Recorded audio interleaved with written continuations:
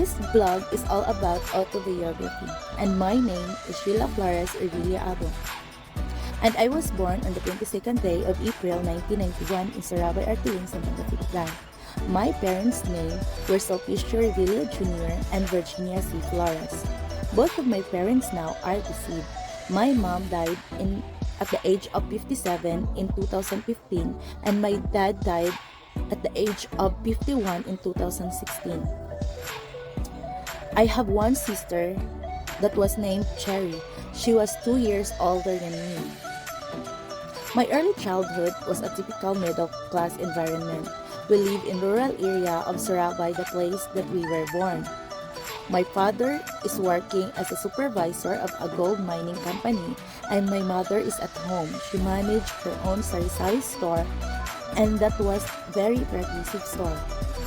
We have one helper back then who helped her to take care of us.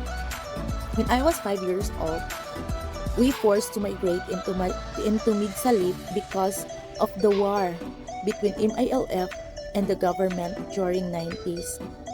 Growing up in Midsalip, our life is still in the middle class. My father now is farming the land, a rice field land, and our mom is taking care of us. There were no roads back then, no motorcycle, only human pathway that we called cemento sa basakan. That's the only way to go home. Then days goes by, we grow so fast, until one day, my mom vomit a blood. She collapsed and she vomit a lot of bloods. That was really scary. I'm so afraid in that moment. I cried a lot, I shouted, I'm asking for help because I'm so shocked that she vomit a lot of bloods. Then we ran her into hospital, and then the doctor diagnoses her as TB or tuberculosis. She take a medication for almost 6 months, but thanks God, she survived and she passed that storm in her life. Then after the tragedy, our parents decided to live in our grandparents' house because our grandparents' house is nearby the highway. So whatever happens to mom, we can immediately run her into hospital. Starting that day, our father started to become an alcoholic, and gradually we lost our assets, our horse, our carabao. In rural area, that's the asset of being a farmer: a carabao, a horse, a cow, especially a home.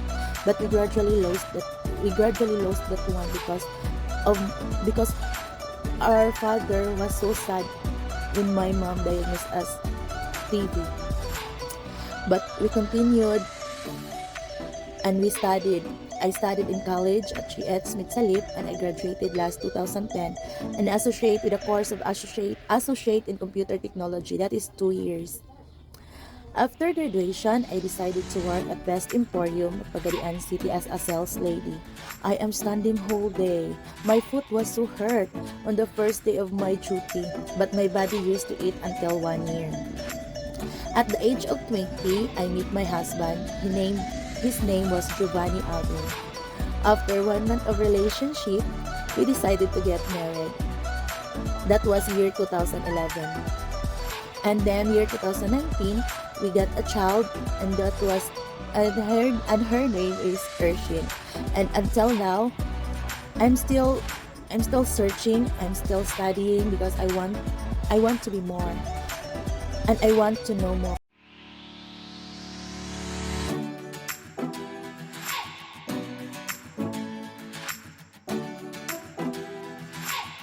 That would be all. Thank you. Bye.